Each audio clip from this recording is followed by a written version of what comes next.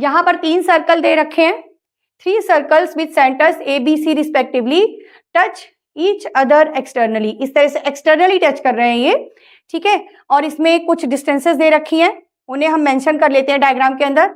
A B दिया है 5, A B है 5,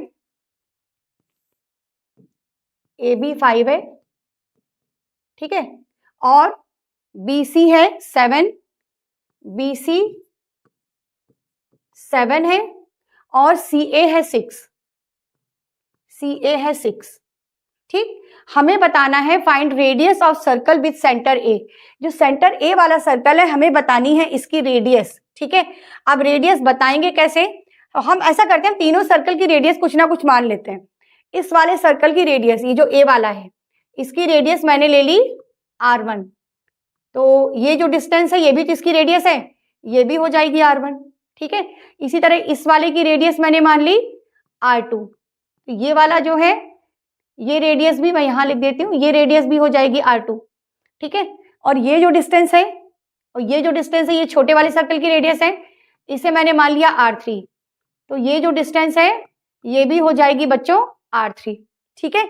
अब डायग्राम से आप बिल्कुल आराम से देख सकते हो कि r1 प्लस r2 5 के बराबर है, r1 प्लस r3 6 के बराबर है, और r2 प्लस r3 7 के बराबर है। फटाफट मैं तीनों इक्वेशन यहां लिख देती हूँ, ठीक है। r1 प्लस r2 है 5, r1 plus r2 5 first equation, ठीक है। फिर r1 plus r3 6, r1 plus r3 हो गया 6 second equation, r2 plus r3 कितना हो गया 7, r2 प्लस r3 हो गया 7 थर्ड इक्वेशन। इनको करना है सॉल्व, और वैसे तो हम r1 r2 r3 तीनों निकाल सकते हैं, बट यहाँ केवल r1 पूछा है तो हम r1 ही निकालेंगे।